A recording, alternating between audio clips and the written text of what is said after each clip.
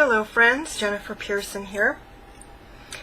And what you're looking at is a mess, but it's the beginnings, actually, just the beginnings of, I don't even know what I'll call it, an annual spread based on two things. One is the medicine wheel according to Sun Bear, and I have not done that video yet, so I'm not going to post this until after that. But so this is turning that into an annual tarot spread, and the idea is that each one of these, like 1, 2, 3, 1, 2, 3, 1, 2, 3. You can't see that over here, but and then 1, 2, 3 here. That each of those will actually be dealt with on a monthly basis. So it's not like we're going to try to process all of these cards at one time, and we're not actually going to take them in sequence, at least as the medicine wheel book by Sun Bear that I was looking at. You can gravitate to one of these cards according to how you're feeling during that particular time, what you think you need, what energy you think you need. And they don't have to, if you decide, the idea is to visit all of them. With the Sun Bear medicine wheel, it had nothing to do with having to be within a certain year. You could pick one of these and spend the entire year on it. It was more according to your internal compass, where you needed to align with a position on the wheel. As an annual spread, my goal would be to visit each one of these in the course of a year. And so what I've done is I have written them down here on a pad, which I'll give you a closer look at that in a minute. But and I can either check them off or X them off of that pad as I do each one. What I might do is go online and there are randomizers online, free ones, where you just put your, you could put a list of names, you could put ABC, I'll put 1 through 12, and I'll just randomize it and let that decide which position will come first. So that's the thing that I'm modeling this after, is that medicine wheel by Sun Bear. The second thing I'm modeling it after is the Fourfold Way by Arrien. But in terms of both of these people, I'm just using them as a template. I'm not making any attempt to abide strictly by their system. I just saw it as a really interesting template for setting up kind of a spiritual mission for a given year, and then the different phases, the different 12 phases of that mission. So the Fourfold Way focuses on four archetypes, and they're essentially social position archetypes, I guess I would put it. So less personal or internal archetype as the role you play in society. And her 4 archetypes are the visionary, teacher, leader/warrior, and which one am I forgetting? Healer, teacher, visionary, and then leader / warrior. And for example, I've repositioned them. To me, this is the healer, this is the visionary, this is the leader position, and that's what I would call it, is leader rather than warrior. Nothing against warriors, but I think a lot of us who aren't in the military, that's so associated with the military, wouldn't be able to relate to it as well. And so but anyway, so I'm converting that into leader, and then this would be the teacher up here.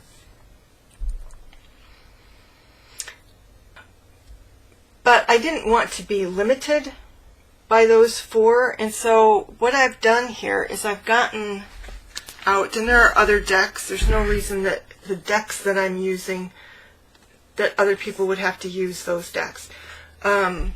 I'm using the archetype cards by Carolyn Meese, and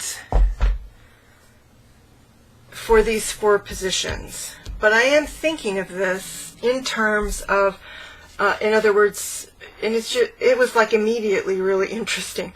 And I'm not going to go into detail on these at this point. I'm just kind of explaining the schema here.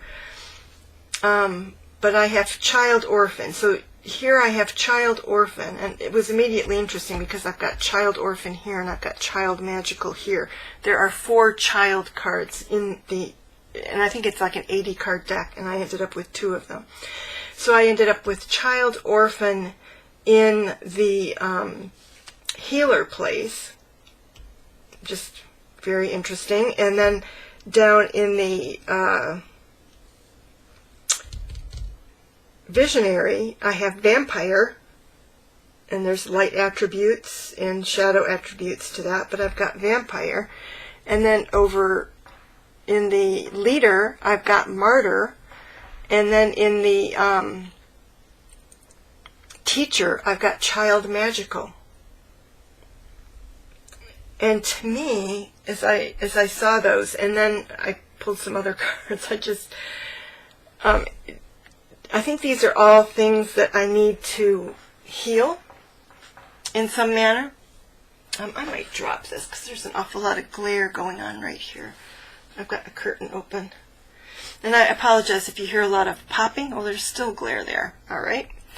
If you hear a lot of popping going on in the background, it's 4th of July and it's broad daylight out, but everybody's got their bangers out.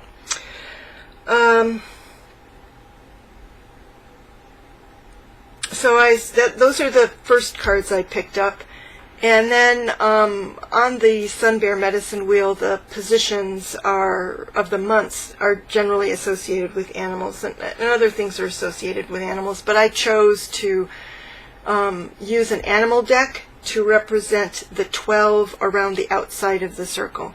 And I'm not going to really think about them as months, and I'm not going to apply, well, I don't know if I will eventually or not, but my initial thought is that I'm not going to apply the meanings of the months or of the zodiac or anything like that to these 12 cards. They're just 12 cards that are a part of this particular cycle that I'm going through this year. That's the way I'm thinking of them. They're steps or lessons, you might say, teachings, however you want to think about it, in this cycle I'm going through this year. And I'm doing this in June. No, I'm not. I'm doing this in July. But a week ago was my birthday. I'm a Cancer. And so I was going to experiment with this, and then I thought, well, why don't I just do one for myself and just see how it works out. All right, so this is the outer circle.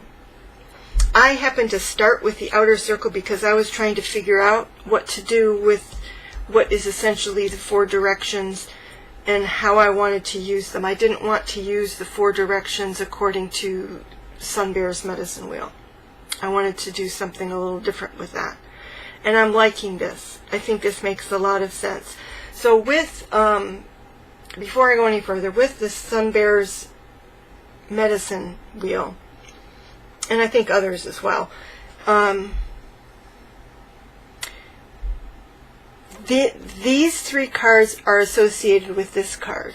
These three cards are associated with this. These three are associated with this. And these three are associated with a card over here you can't see.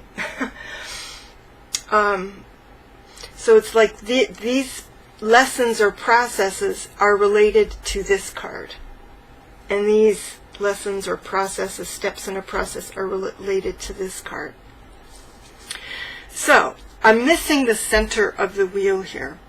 And one of the issues that comes up super quickly, and why I ended up, again, creating something on a pad of paper, is that things get super crowded once you start adding other cards.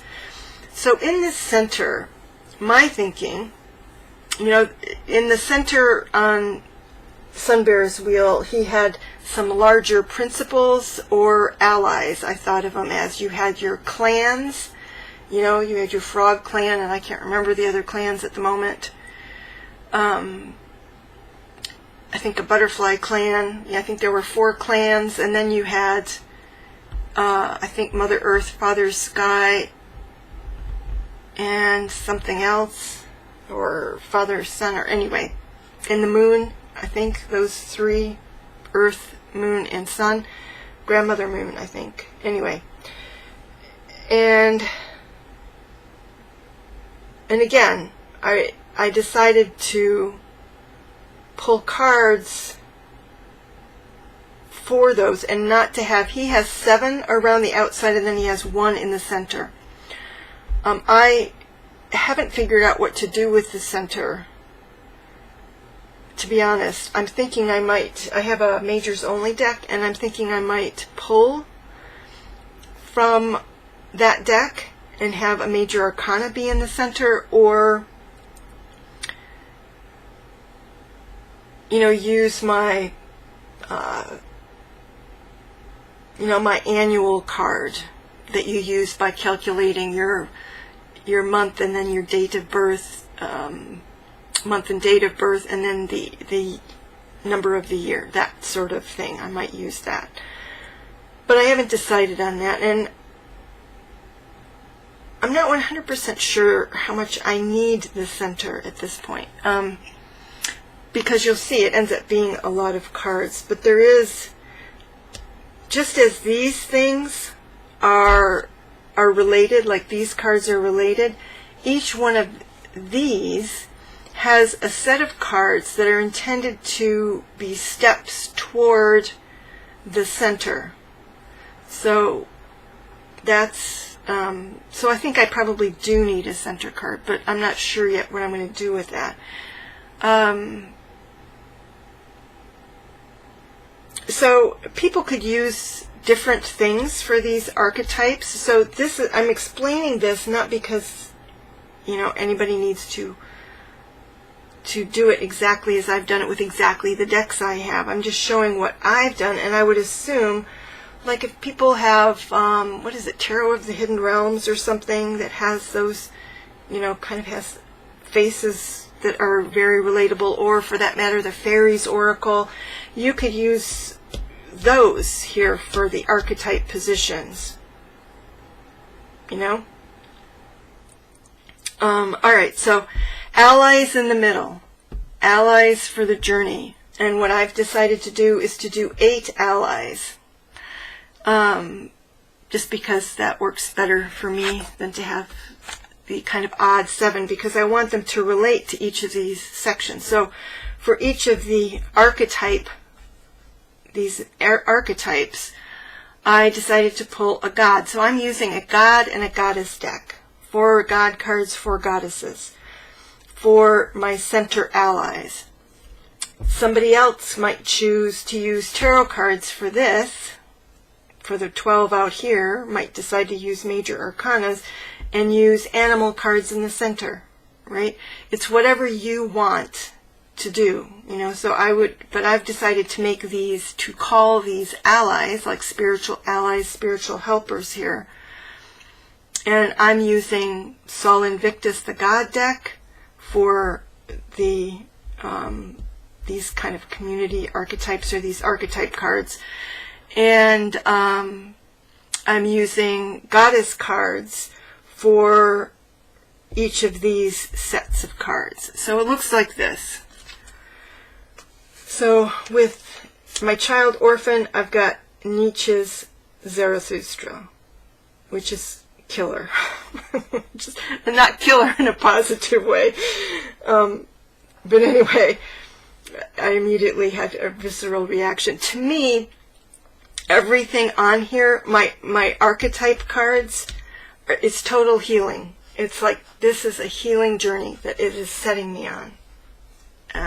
Anyway, and then down here with this, and I would put them, I suppose, in the center, but it's, so this Zarathustra would influence, or since it's a hermit card, would shed light on this orphan card and all of these. So all of these would be related. This card, which is 2 of coins, but it's in you of nature. I have no idea what that means. I'd have to go to the substantial guidebook that comes with this deck. And it will influence and give, I don't know, give aid to, shed light on this vampire card and this set of cards over here. And then I've got what would normally be the Empress, but is called the Creative. I have Lu, which it's traditionally it's the Empress card, but here it's Lu of, I don't know if it's Welsh or Celtic mythology anyway, and he will actually influence the Martyr card and all of this. And again, it's like painfully appropriate, and this one's painfully appropriate too. And then the ally for my child magical is the 10 of Wands, Giles Corey.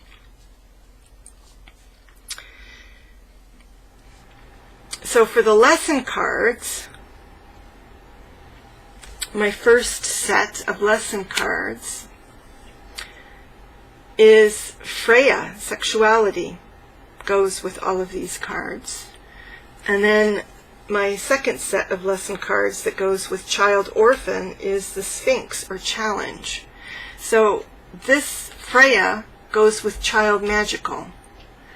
And then and the lessons of child magical. So it's like for child magical, we've got the ally of 10 of Wands, and we have the ally Freya, and we have these lessons.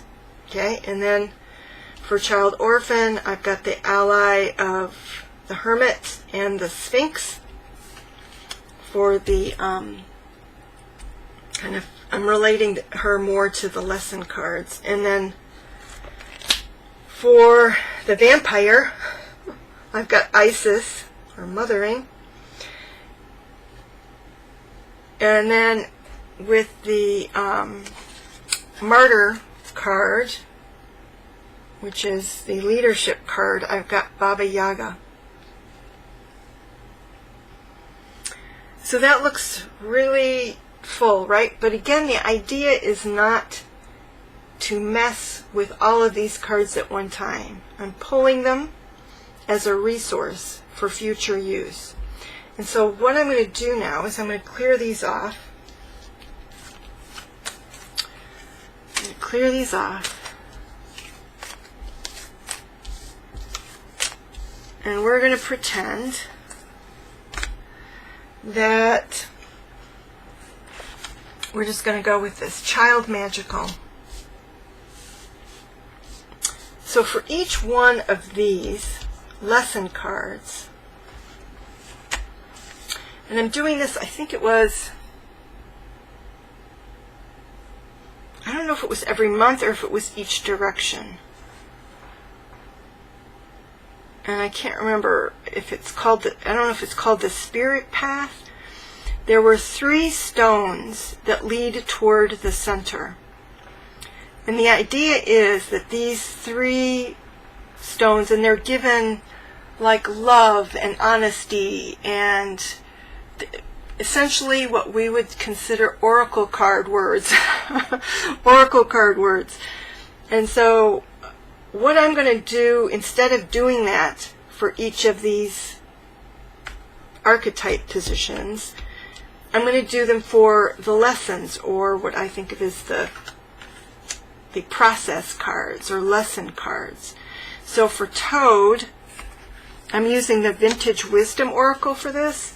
For Toad, I'm going to do balance, union, and truth. So in any given month,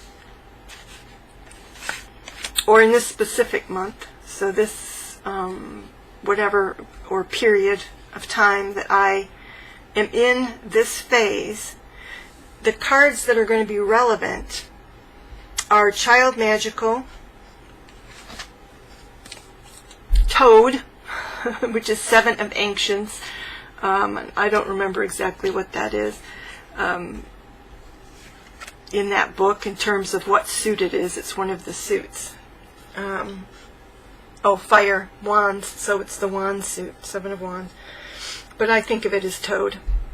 And Ancients, I think, is really interesting. But and Giles Corey and Freya.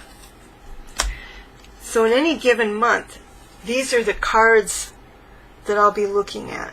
I won't be looking at all of this other stuff. I'll only be looking at, what is that, 6 cards. Unless I decide to add anything else. But I'm not feeling super inclined that way. So I'm looking at how these cards all relate to Child Magical. And what I'm guessing will be kind of a healing journey in terms of the Child Magical. And these could be, instead of things that necessarily give me a question, assuming I've got 4 weeks within a month,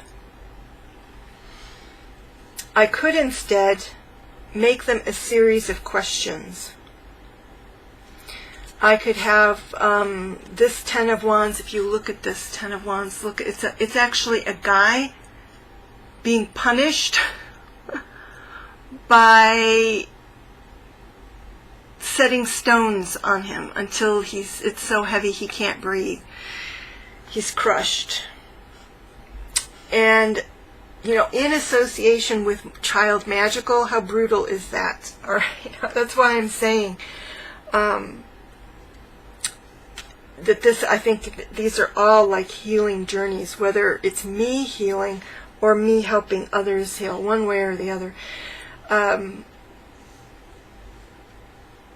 I might go from this healing the Child Magical to another time healing in the vampire area. And I think that there would be a reason for that, right? I don't know exactly what. I think that would reveal itself in the process. And again, if we're using this to create questions as opposed to necessarily having the answer, then it's what burden is interfering with my expression of the magical child within. How is the magical child related to, with Freya, it's the keyword on the card is sexuality. How are they related? I'm assuming that Giles Corey is also about release from this, so another question for this 10 of Wands would be, how do I release myself so that my magical child has more expression? Here we have, with union and sexuality, we have union and sexuality together in this area of the magical child and healing the magical child. So that brings up its own questions. There's this card of truth, which looks like it's facing oneself, So to me, again, this set of cards can be less about trying to process each of these cards as they are prompts or potential prompts as well as answers, potentially, for doing a set of weekly of spreads. So what I would set out to do with this pile of cards is to ask myself questions. to have for at the beginning of my experience with these cards, as I take them out at the beginning of the month, it would be to set up 4 spreads. 4 spreads over the course of the next month that explores the idea of the magical child with this set of cards. You know, healing the magical child, expressing the magical child. I don't know, for some it might be releasing, like, I don't know, releasing the vampire, releasing the martyr, I don't know. Yeah. And when that month was finished, essentially all of these cards would no longer be relevant. Again, I wouldn't necessarily stick. I might be jumping from section to section. But the only thing that's going to change in this particular set when I go on to the next lesson is the next 3 cards. So I'll have the walking stick, expression, intuition, release, all in relation to the magical child Freya and the 10 of Wands. So essentially, the magical child Freya and the 10 of Wands, I will be visiting this set of cards 3 times with the extra, lesson cards. I'll be visiting this set of cards 3 times. I'll be looking at it 3 times during the course of the year. And if I have a center card, let me, just for the sake of example, and all of these are oracle, well, this is a tarot. The animal cards I'm using are Ted Andrews' Animal Wise Tarot, so that is a tarot, but all the other ones are oracles. But let me pull out a tarot deck here and just jump to the first major, which happens to be the High Priestess. Isn't that lovely? Whoops. Make sure I don't get a bunch of cards falling off the shelf here. So let's say that I had the High Priestess at the center. Then whenever, I, do my spreads for a month in regards to the child magical, my end question, one of my end questions would be, how does what I just learned about child magical, how does that relate to the Empress? So it's like I would process these cards. I'm bringing back the walking stick cards. After I process these cards and gone through the spreads of the month, I would come back and I would say, now what I learned in this set, how does that relate to the center? How does that relate to the center, the High Priestess? Now in the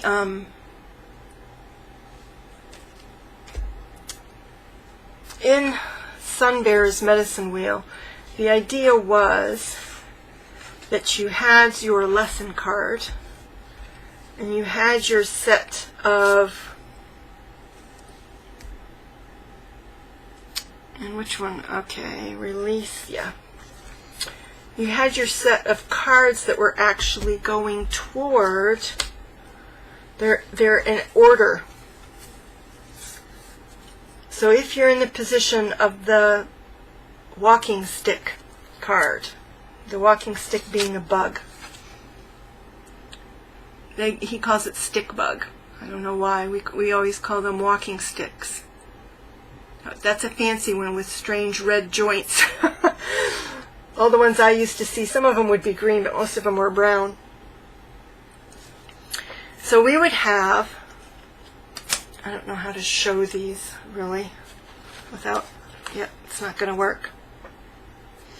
We would have this. The goal is the high priestess. The center is the high priestess. In Sun Bear's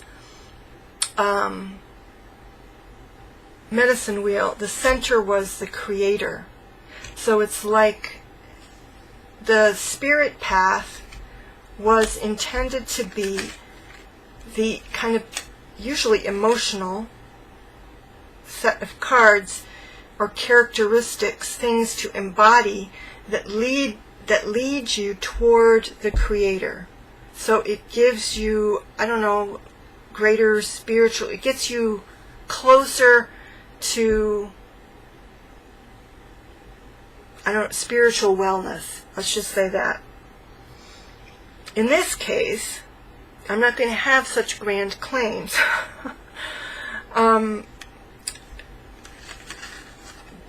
I am thinking of them as leading closer. So what I have here is this. Let me do it this way. I'm just going to use the words. So what we have here is we have expression, intuition, and release lead me closer to the ideal, you might say, of the high priestess, or the archetype of the high priestess. So by using, and how appropriate is this? I wasn't even looking at this. So that walking stick card is activity beneath the surface. So that's my lesson that I need to learn. And the path toward applying that to the high priestess, or reaching that high priestess status using activity beneath the surface, is expression, intuition, and release. So that is its own, I don't know what you'd say, it is a spirit path. It's its own journey. That these, I would say that this is the reason for the journey, child magical. These are the helpers on that journey, which is the Ten of Wands and the Freya, our helpers, our allies, for taking these steps and truly embodying this lesson. So that's what I'm thinking. And that is because it gets super messy. Once you start adding in these 3 cards for every single one of these lesson cards, then you need something like this.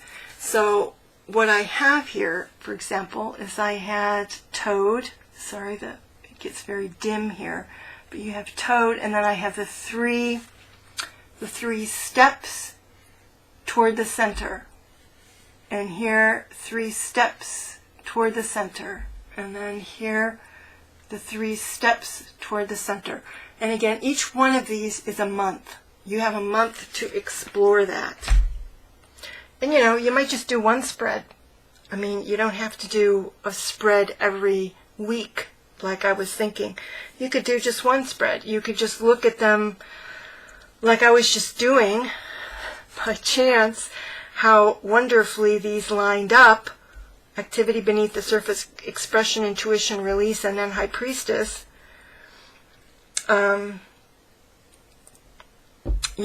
might just think of that as a meditation or journal on, how those things all relate and lead to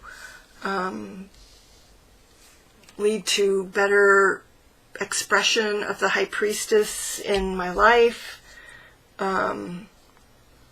Again, somehow this, and I haven't read, I'm just going by the keyword of sexuality. I think that sexuality, when I read the guidebook, if I recall correctly, is also sensuality, so it's a variety of, it's not as limiting as that one word. And again, the question goes back to child magical, to healing the child magical or expressing the child magical. All right, I feel like I'm repeating myself now, and I'm sure this is a lot to digest anyway. So I really like this. To other people, I'm sure it will be way too elaborate, but I like the idea of setting something up for the year that I can return to each month. It doesn't have to be new. There are certain things I continually explore along the way, so it's more focused. It's not something completely different every time. There's always something or set of things that are going to repeat, or that you're bouncing in between, and it's all part of kind of a larger mission there in the center. I really like that kind of focus for an entire year as a quote-unquote spiritual cycle going through during the next year. And I wanted to share it. All right, everybody. I think I'm going to call it done right there. And I hope people find this interesting, intriguing, and are able to adapt it however they think it would be useful for them. Take care. Bye-bye.